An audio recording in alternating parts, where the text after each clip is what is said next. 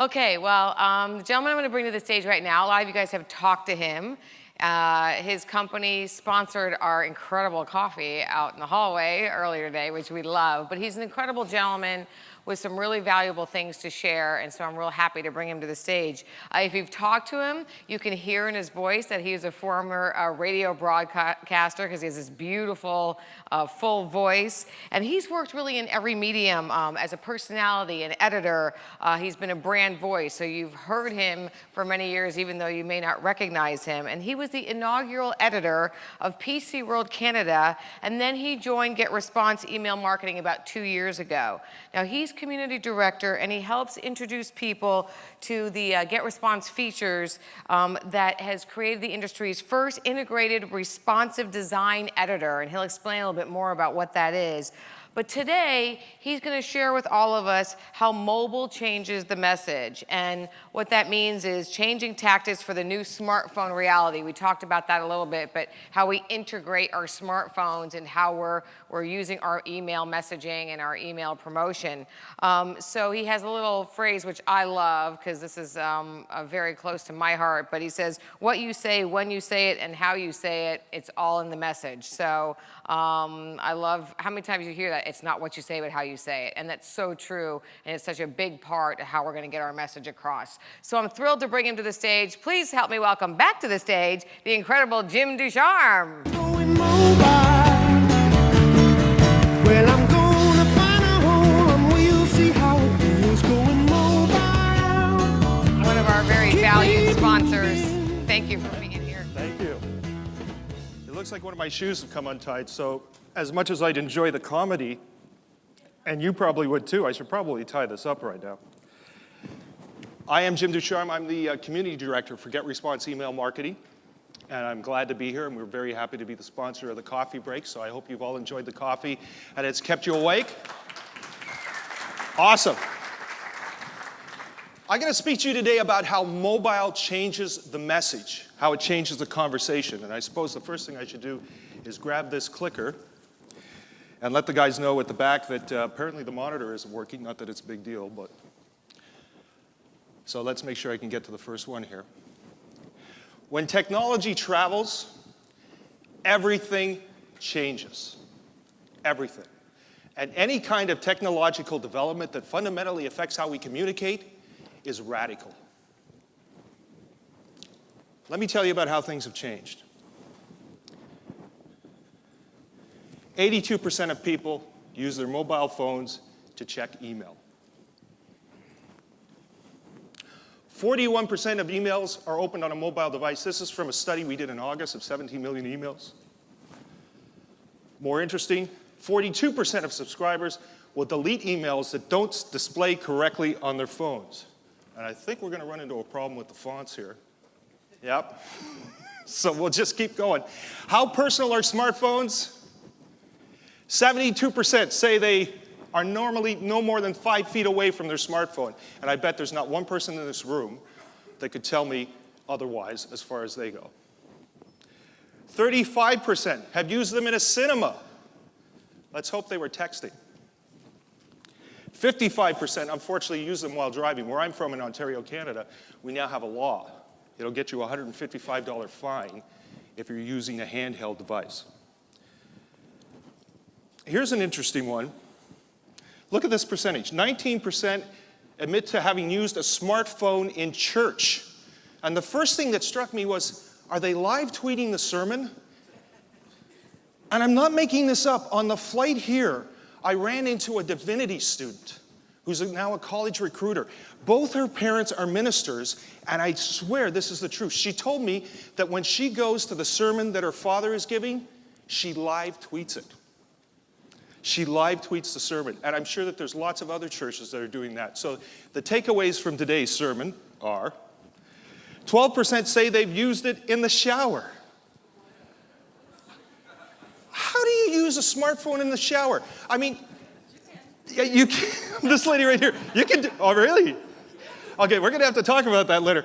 You know, we're not supposed to be too promotional, so I brought this shirt with me because I didn't want to be too Get Response promotional, so I brought this shirt with me. The only problem, and this is why I'm mentioning it now, is because if you get too sweaty with this shirt on, you start getting shocked. This happened to me one time. It was really awful. The thing kept shocking me. And here's the one I really love. 20% of 18 to 35-year-olds admit they've used their phones during sex. Are they calling for pizza? Yes, somebody over here said, yes, they're calling for pizza. Are they picking up the phone and saying, hey, Diane, I'm really not having a good time here with Cheryl. Are you free in half an hour?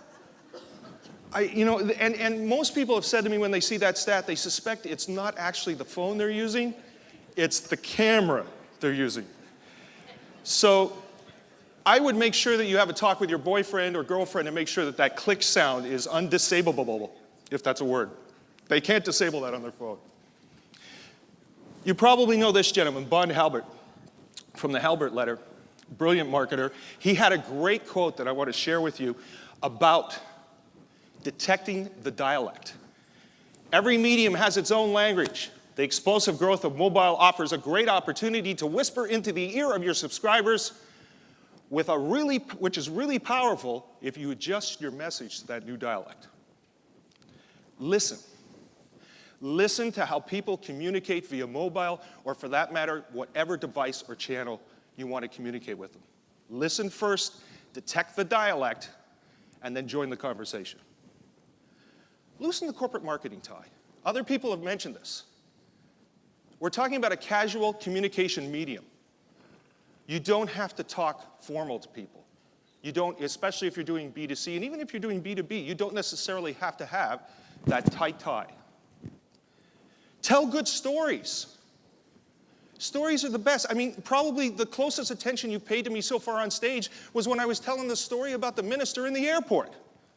We all have great stories to tell. And telling great stories is a great way to communicate with people effectively. It's a one-to-one conversation.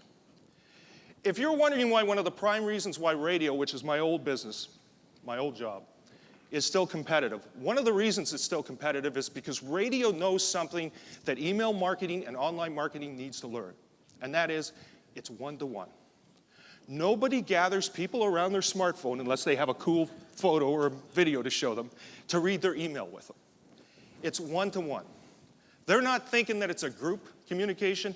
You're talking directly to that person as one person. So keep that in mind.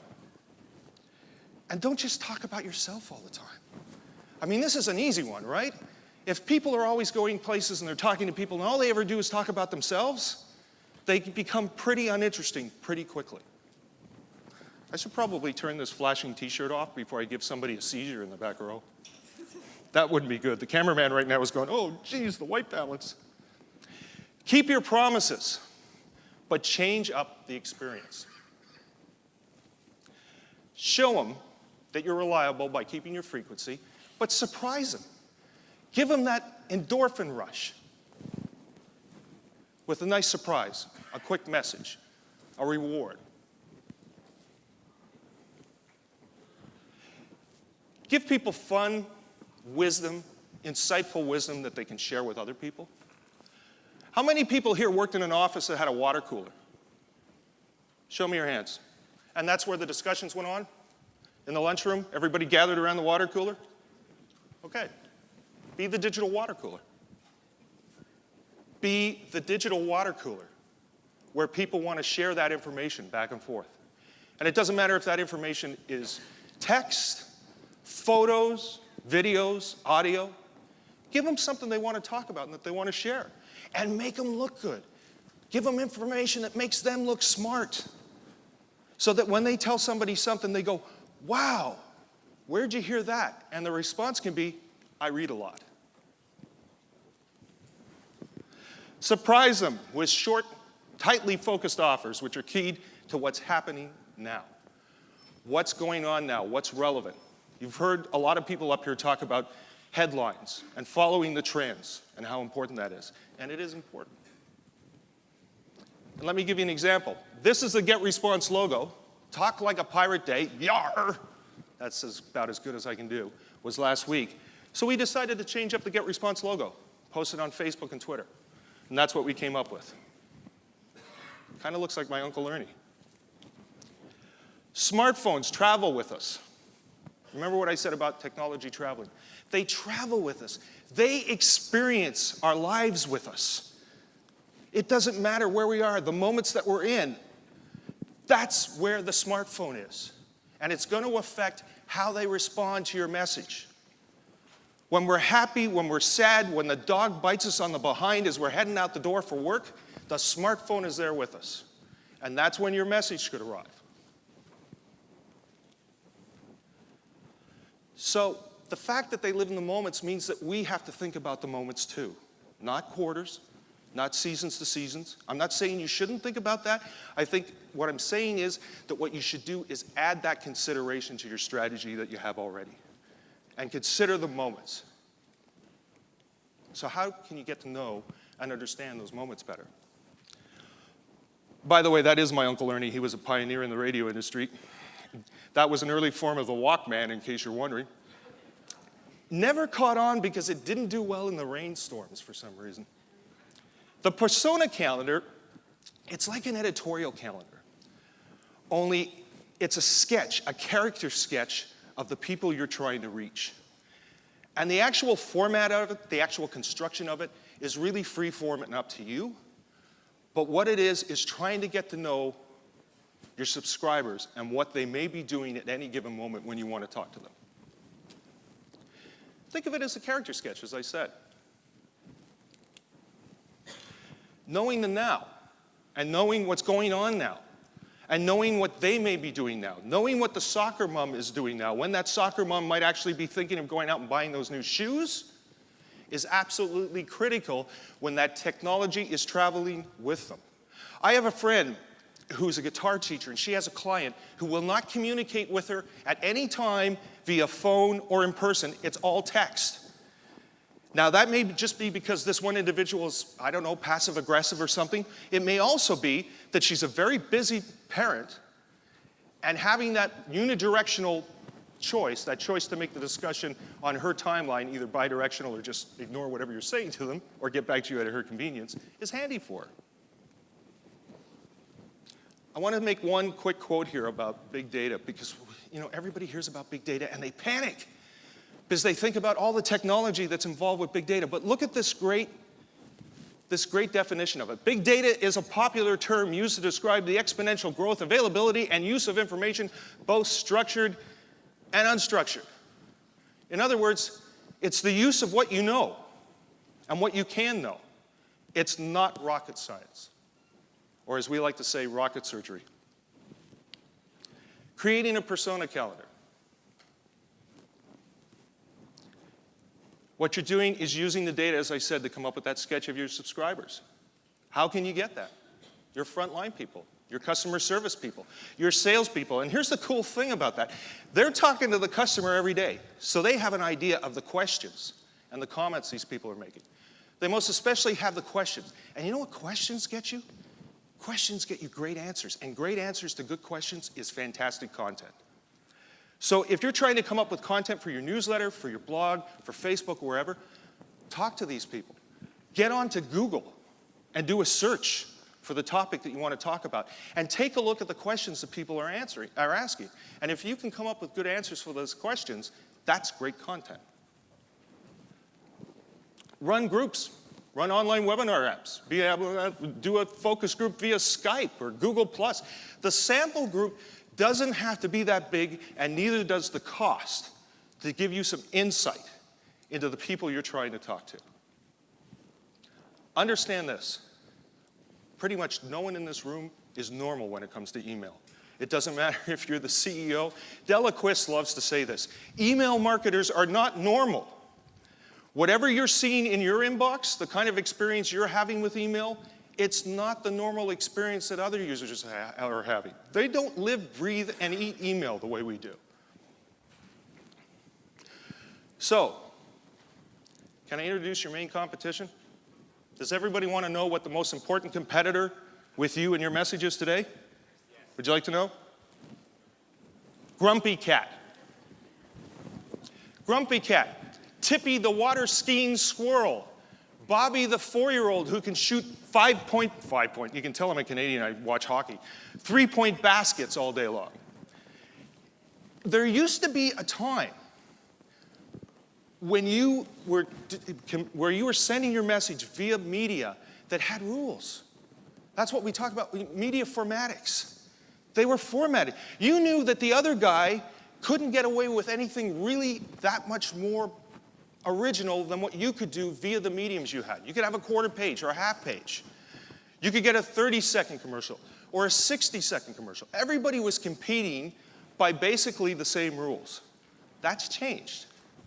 Today what we have is a situation where it's become so fragmented, you're competing for a very, very small amount of attention span that people are trying to devote to numerous inputs of information. So the message, and they're going to love me back there because I think I just made up about 10 minutes of time for them. So, smartphones are personal. There's nothing more personal than your pants ringing or your purse ringing. You tell me, come on. Look, when my pants vibrate, I answer that phone. Okay? I'm so bizarre that I have a Pebble watch.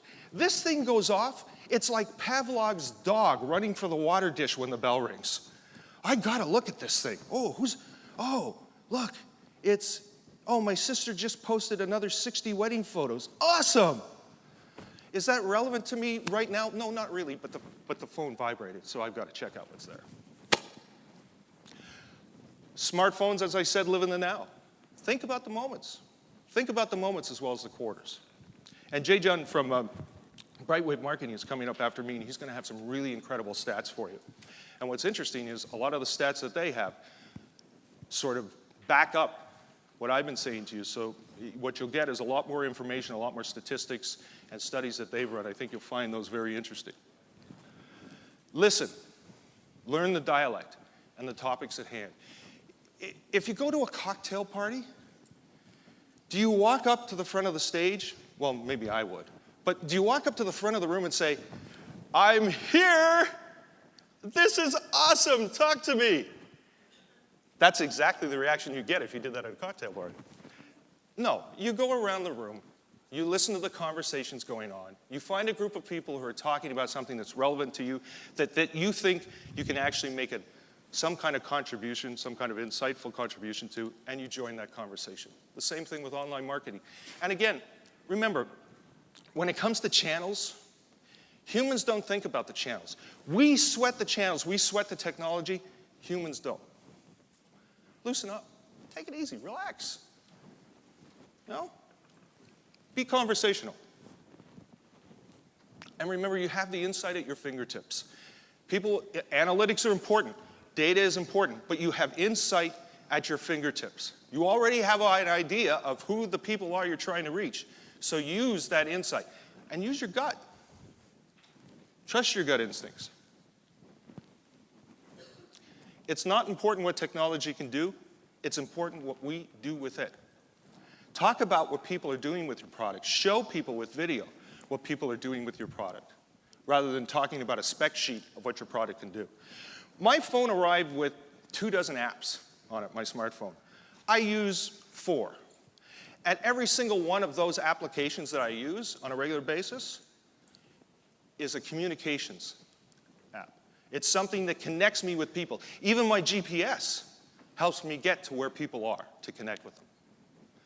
So communication is fundamentally important when it comes to technology. We want to communicate. That's why communicating communities sounds so similar. And think about this. Communities drive the web. Without communities, all we have is one big strip mall with infinite parking. My final message, we spend too much time trying to figure out the channels and not enough time trying to understand how people are using those channels. Stop sweating every change, whether it be on Facebook or Gmail or whatever, and focus your attention on the people using those channels. So, and by the way, that is me. That is my hair.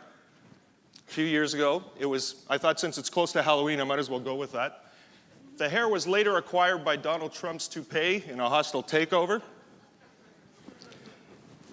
There's my information. If you'd like to drop me an email or get me on Twitter, by all means, contact me. Be happy to talk to you and answer any questions while we're here. Thank you so much for having me. Awesome. Jim Ducharme, thank you so much, Jim. Great photo. That's so fun.